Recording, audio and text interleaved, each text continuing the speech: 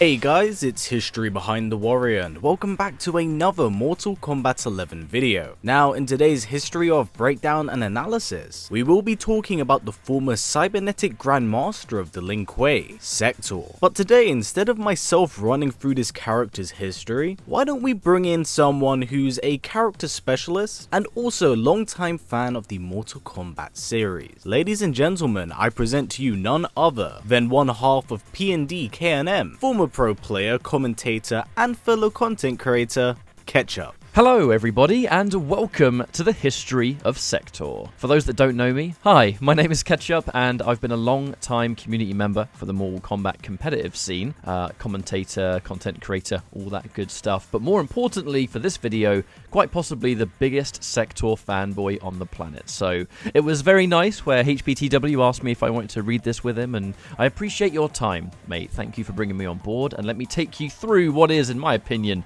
the greatest fighting game character of all time. Now, to truly explore the background and origin of Sector, we must first talk about his prestigious lineage and how it ties into Sector as a character. It is a fundamental key part of who he is as an individual in the Mortal Kombat series. So now, let's begin. Sector is of Chinese descent. Unlike many who were kidnapped to be recruited into the assassin organization of the Lin Kuei, Sector was born into the Lin Kuei and is more specifically the first and seemingly only son of the prestigious Grand Master. Being raised under the Grand Master's influence his entire life, he was taught to first and foremost to place the Lin Kuei above all else. This would be programmed into his psyche before he was even cyberized. Now, whilst we do not know of the early years of Sector's life regarding his childhood, etc., we do know that the training within the Lin Kuei was brutal for children, many of them actually having died during their drills. It is believed that Sector received no special treatment in that sense and was taught in the same manner as his fellow members. It is well known, though, that during his early years, he had quite a chip on his shoulder. Being the son of the Grand Master understandably made him rather arrogant amongst his fellow Lin Kuei and even his peers. During his time as a human in the Lin Kuei, we do know that he met the likes of Bi-Han, Kuai Liang, Smoke, and Cyrax, an individual that he would routinely team up with to do missions. They became a dangerous pairing even at a young age within the faction. Now, not long after earning his high spot and position with the Lin Kuei, the organization would participate in the events of the very first game, sending their best fighter at the time, Bi-Han, as their representative. Now, whilst Earthrealm won, Bi-Han fell into the hands of the revenant demon Scorpion, and his death did cause quite the stir. With their very best having fallen, the Grandmaster believed that being tied to their old traditions was dated, and thus their downfall. So the next step, in his eyes, was the Cyber Initiative. The Cyber Initiative was a huge plan to change, alter, and convert every single member of the Lin Kuei into a cyberized being. By doing so, they could all share one mind. The Lin Kuei could become the ultimate assassin organization across the entire world, all sharing that one mind. Now, due to Sector's devotion to the clan, he was the first ever individual to undergo this transformation. Upon being reborn with the codename LK99, Sector, in a sense, evolved. No longer did he have to rely on tools to get the job done. He was the weapon, a machine. The Grandmaster, impressed with his own son's evolution, proceeded with his plan, making the Cyber Initiative compulsory for everybody in the clan. Now, not everyone agreed with the plan, and thus many in fact tried to get away from it. This included the likes of Kuai Liang and Smoke, who Sector and Cyrax actually pursued.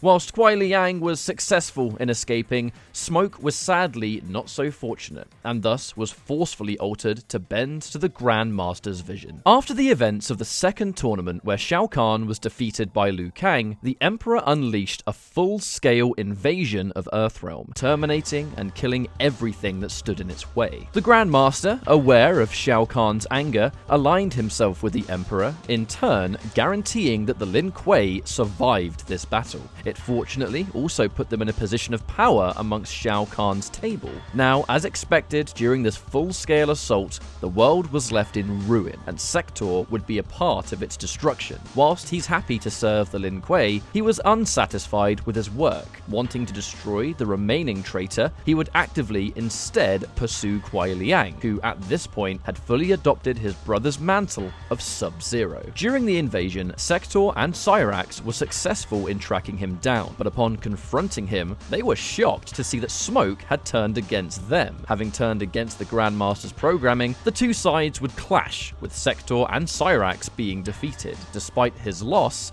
Sector would successfully escape, leaving Cyrax to be reprogrammed by the Special Forces. Despite Sector's appearance on the roster for Mortal Kombat Gold, he has been softly retconned out of the game. His main reason for being in the game in the first place is to keep an eye on Cyrax and spring him from the influence of the Special Forces, something that he ultimately does do in his ladder by blowing everything up, but this is undermined by the following game, Deadly Alliance, where it does show Cyrax being saved by the Special Forces and now working alongside them. Between the time of Mortal Kombat 3 and Deadly Alliance, Sector actually usurps his own father. Having been heavily damaged from the events of 3, his programming is corrupted, and thus the Grand Master was killed at the hands of his own creation. After committing patricide, Sector would acquire the title of Grand Master, but when he attempted to claim his father's prized Dragon Medallion, his possession was challenged by the returning Sub-Zero. Unable to deny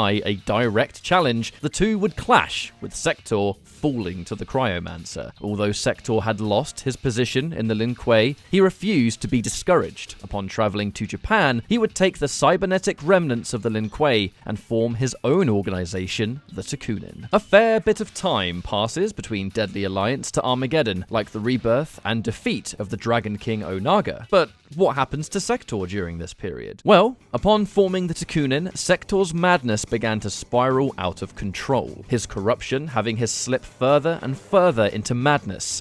Once he formed the Takunin, he would build his own base, known as the Takunin Warship, one of the stages in the game, in fact.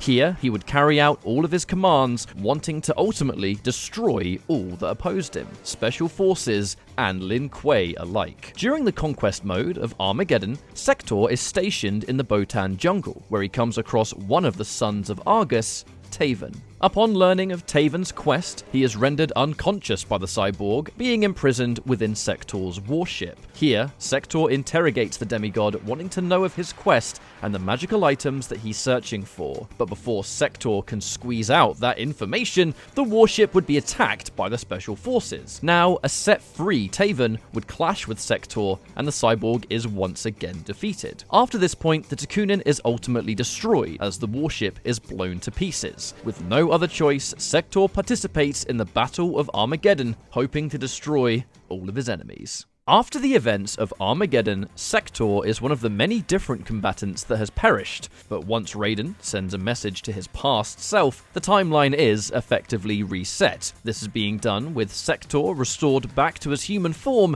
and unlike his main timeline counterpart, he does appear in the very first tournament. He is alongside Bi-Han and Cyrax, so unlike the original games, Bi-Han isn't the only Lin Kuei representative. It is also worth noting here that while Sector did not play a part in the demise of the Shirai Ryu, he was well aware of the deal that his father made with Quan Chi and the fate of the Shirai Ryu. In this timeline too, the Cyber Initiative was in its early stages of development, even before the very first tournament, something that we would see come into fruition later on. Sector makes his first proper appearance during Scorpion's chapter. Now, much like the original canon, Scorpion holds a burning grudge against both the Lin Kuei and Sub-Zero for his family's demise. once Scorpion confronts Cyrax and Sector, a fight immediately breaks out, with the Hellspectre defeating the duo. This is then quickly followed by him killing Bi-Han. Upon Sub-Zero's fall, we learn that there is in fact some tension between Cyrax and Sector, as the Grandmaster's son shares his father's vision of a cyberized Lin Kuei, while Cyrax believes it to be inhuman and against the Lin Kuei's traditions. These two do come to a crossroads during the first tournament. After Cyrax denies Shang Tsung the blood of Johnny Cage, the sorcerer suspects foul play at hand, but Sector reassures their alliance. Once Sector pulls Cyrax over to the side, questioning his loyalty to the clan, this causes an argument to break out between the two. Cyrax saying that Sector is blinded by his loyalty to the Lin Kuei. Another battle ensues, with Sector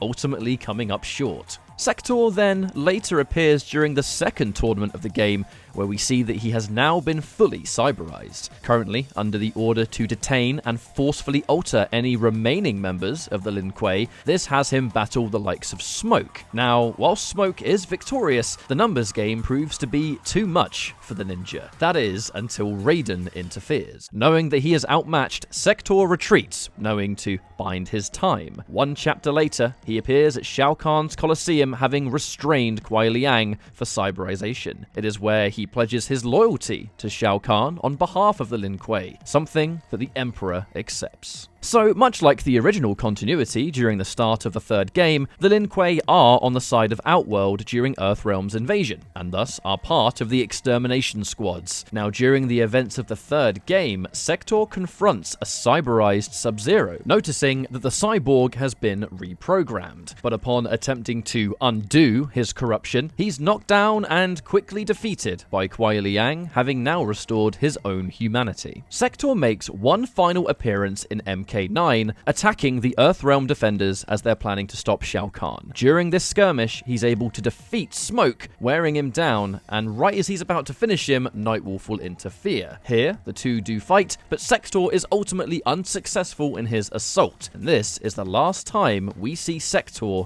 in the reboot. Now, things are rather hazy around this time, continuity-wise, but what we are aware of is that following Shao Kahn's defeat in Mortal Kombat 9, Sector once again goes on to become the Grandmaster of the Lin Kuei. This time, however, it is because Sector sees his father as inferior due to him refusing to undergo cyberization. Once Sector gains full control of the clan, everyone is under his thumb, and he is now serving at the head of the table. Many years would pass with Sector as the head of the Lin Kuei, but at one point, the facility is stormed by Kuai Liang. Having been relieved of his revenant status, not only was he able to free the Lin Kuei from Sector's control, but also destroy the Crimson Cyborg, leaving him in pieces. We do see him once again in Mortal Kombat X, but he is relegated as a cameo role. During Scorpion's chapter, he is part of a flashback sequence between Scorpion and Sub-Zero. It is here, from Sector's data files, where he is able to reveal the fate